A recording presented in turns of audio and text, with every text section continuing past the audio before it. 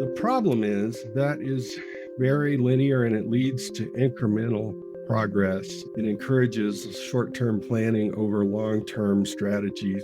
And it is vulnerable to surprise because if somebody comes up with something that was outside of that future operating environment that you developed, that's a surprise. And that's really a problem.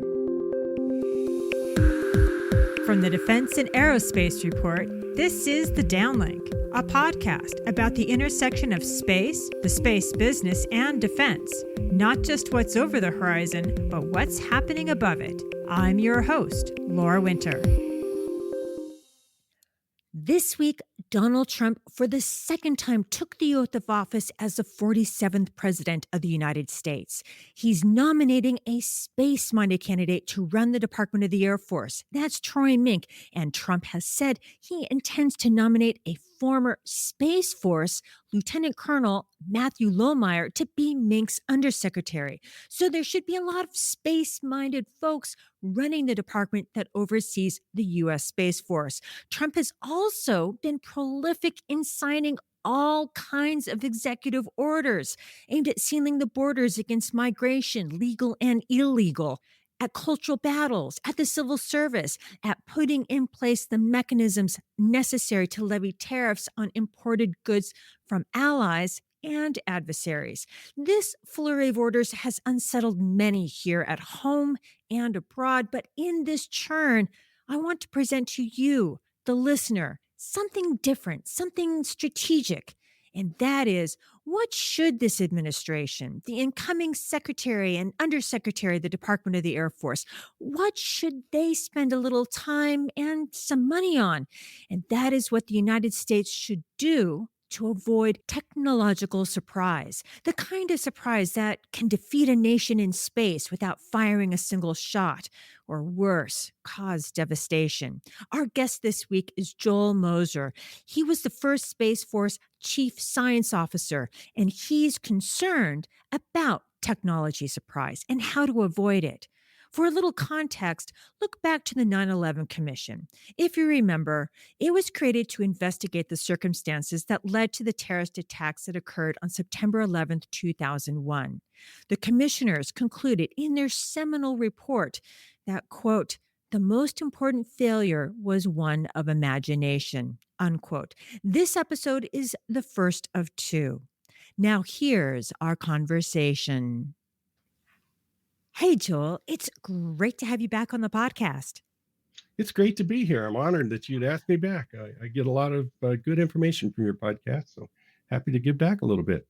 Aw, gee whiz, thanks. But it's been a while and you are now on the outside of government. So please take a moment and introduce yourself, your background, what you did as part of the Space Force, and what you are doing now. Yeah, absolutely. So I'm a physicist by training. I studied atmospheric physics, but immediately applied that to defense national security interests. So I spent most of my career working for Air Force Research Lab and other government laboratories doing bench level science.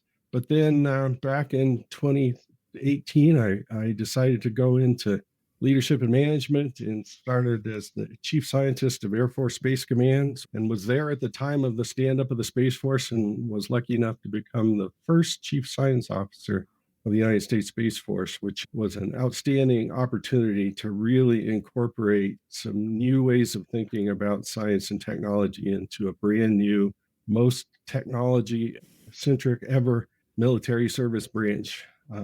And so I retired from that about a year ago, and since then have been on the outside, acting as a graybeard to really try to convince not only the government and the military, but private institution, nonprofit, think tanks, and entrepreneurs how to think about science and technology specifically for national security. Now, there's been a lot that's been going on this week, right? We have a new administration. Donald Trump has just been sworn in as the president. We have a new vice president. We've got a whole flurry of executive orders. We have the possibility of going to Mars and what looks very much like a renewed interest in space and security coming from the new Trump administration. And the new National Security Advisor, Michael Waltz, tweeted on X, quote, "We're going to win the modern space race," unquote. And the word modern is really important for our discussion on military, space, science, and technology. So, just to start us off, what does the word modern mean to you in the context of the space race and securing our national interests in the space domain? Because, well, words really matter. Joel? Yeah, you're right. A lot of change going on right now, and that is part of my definition of modern times. From a technologist perspective, modern means to me that the pace of technological change is higher today than ever before in human history, and it's only going up from here. It's relentless. And in this world of relentless technology change, we either have to evolve or we're going to perish. And that's where we are today. We have strategic competition. We have near peer adversaries that are pushing us from not only a technology, but a policy and ethics and morals and all sorts of different ways. So that's what modern means to me. It's a time of exciting change. Now, with that definition in mind, I think it's really important for the listeners of this podcast. Many of them work in some capacity that affects decisions. Some of them are investors and entrepreneurs. It's really good to start with an understanding of the current state of play for military space, science, and technology. So, where are we right now in developing the science and the technologies we're going to need in the near term, say the next 2 years? Well, let me first talk a little bit about what I mean by technology. So, to some people, technology means the device that you hold in your hand and maybe the software that runs with it. When I talk about technology, I'm really speaking about the science, the knowledge, the understanding of phenomenon that leads to the actual piece of kit or piece of hardware. When I say technology, I mean all of that, really our body of knowledge. And where we are today in the Space Force, again, is we're learning a lot of new things from, for example, reusable launch. That's a game changer for what we do. The ability to put large amounts of mass into orbit or beyond is a new thing for us. And so, figuring out how to harness that technology, that knowledge, and that capability, I think we're going to see just amazing things. We're already seeing very large constellations being put up, such as Tranche 1 satellites for space domain awareness being put up by the Space Development Agency. That's a new way of doing things. And what we have to do is figure out how to do those things quicker and faster and more efficiently than ever before, because they're coming at us very fast. And also in the near term, though, what about in space assembly and manufacturing or ISAM? Or perhaps even propulsion, because we really do have to have the ability for maneuver without regret, right?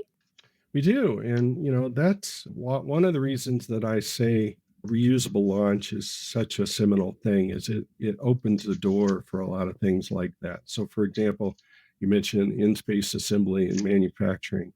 To do that, you need to get mass into space, and you need to be able to power it and to manipulate it. In lowering the cost of launch really makes that possible. We're going to see more applications like that, both civilian and military applications that are going to evolve because of that sort of new seminal event of low cost launch. So I think we're going to see things in the relatively short term. What we might have considered a long term development is going to happen over the next few years because of that one big change. Well, what about by 2030 when there should be a fair amount of activity on and around the moon?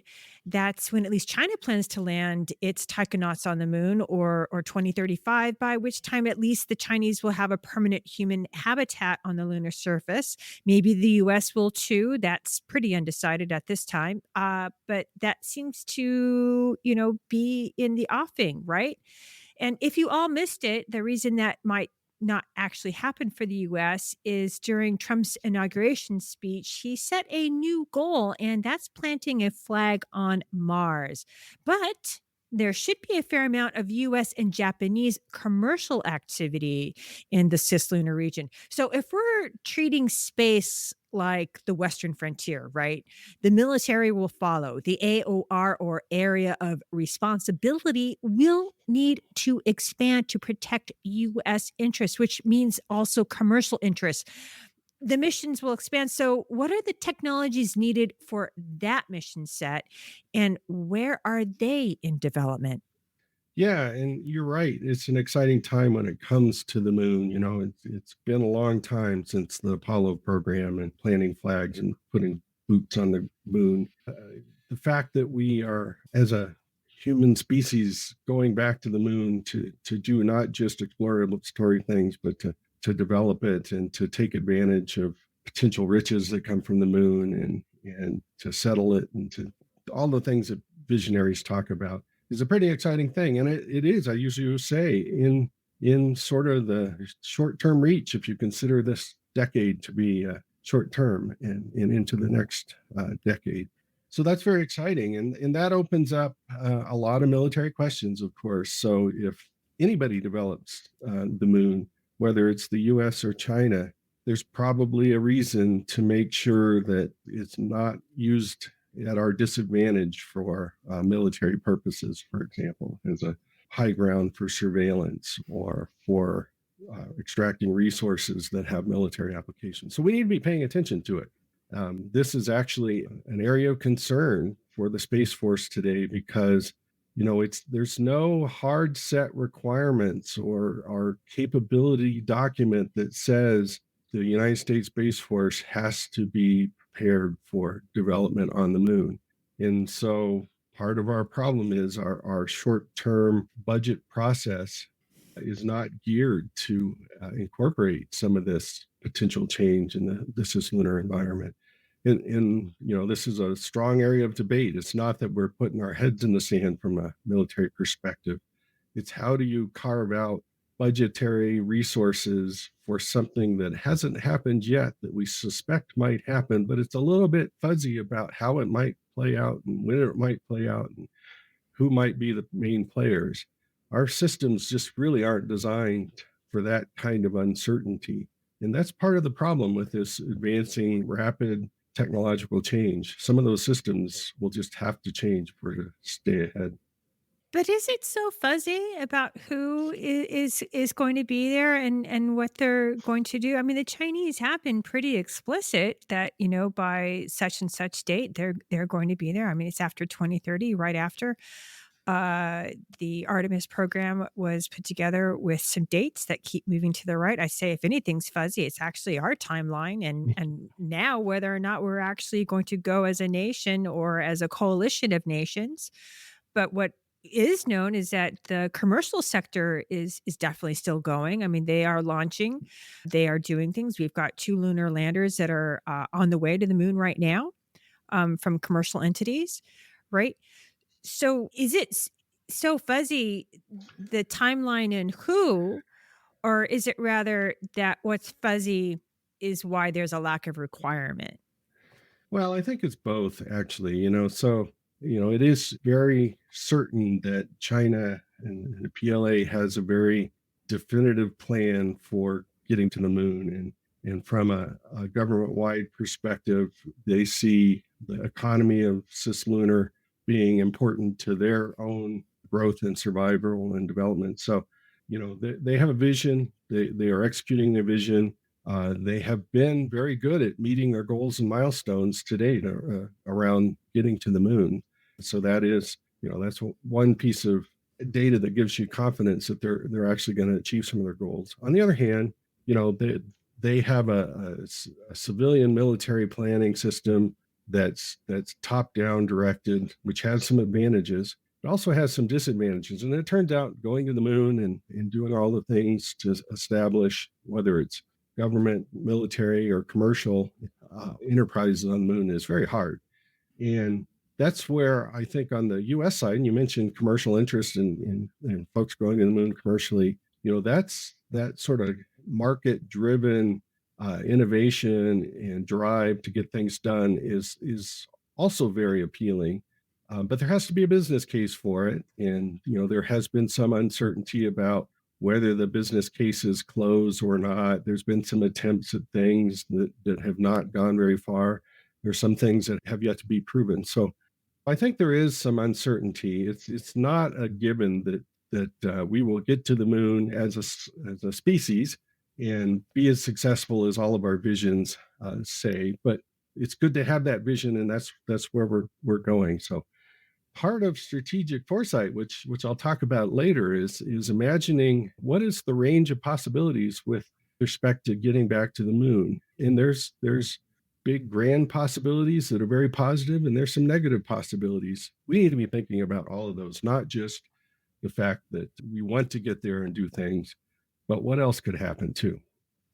Well, that just goes right into my next question because, as we've just been discussing, we can see that activities on and near the moon will necessarily extend the responsibility of the Space Force. And you'd think that we can plan and should plan for that. But what about being prepared for the things we do not know, for technological surprise? Right? That can come from a science development here, right here in the United States, or from China. Are we ready for that? And who's actually in charge of being ready for that? Right? Because that, I have to say, in my preparation for this episode, it is not actually really clear to me. Is it the Space Warfighting and Analysis Center? There's the Space Futures Command, but that's, and please correct me if I'm wrong, that's still in a planning stage. So, can you take a moment and explain first who is ultimately responsible for that, for technological surprise right now? And what does technological surprise also mean to you? Yeah, that's a very important topic and something I spent a lot of time as chief science officer worrying about is technology surprise. And there's something that is often referred to as the complexity gap, and it goes along with this rapid pace of technological advancement in that it often, it outstrips our ability to comprehend and manage the broader impacts, the systematic and systemic impacts of a technology. And that's really where surprise comes from. Things are moving so fast. Just think about the example of generative large language models in the emergency of chat GPT just a couple of years ago, and how far we've gone and how many amazing things that we've been surprised by, both positive and negative. I think we were a little surprised by how capable a language model could be. You can open up your refrigerator, list all the things that you have in there, and it'll give you a recipe for dinner tonight. I mean, who would have thought? But at the same time, we were a little surprised that, oh, these things so called hallucinate. They sometimes tell things that aren't necessarily true, but they do it with such great confidence. So, that's one example where technology has led to a complexity gap. And you ask who's in charge of managing that, and that's a really hard question because often these surprises don't come from specifically the technology that you're talking about. They come from the system within which they're embedded. It's often a very complex interdisciplinary case. So we immediately started talking in the AI case about data rights and data privacy and the morals and the ethics and the copyright issues of using material to train LLMs. And then we started talking about the education system and how students are going to forget how to write essays because they'll just go to chat GPT. Well, these are all kind of complexity gap technology surprise issues. And you can't, back to bringing it back to the military case in this United States Space Force, you can't really expect that a bunch of space professionals worried about space control are going to be able to think about all those broad issues of ethics and morals and privacy and education. You really need a larger group. You need people from different disciplines to come together to talk about this. So it really does have to be led from the top. It not only has to be a whole of government, but almost a whole of society kind of issue to think through some of these things. And that's what makes it so hard. Because there's such complex issues with so many tentacles in so many different areas, it's hard to find somebody that you can point to and say, you're in charge of making sure we're not surprised by this. Well, you've probably heard that there is talk that there might not be another National Space Council. Would that be such an organization, such a place to get after technological surprise?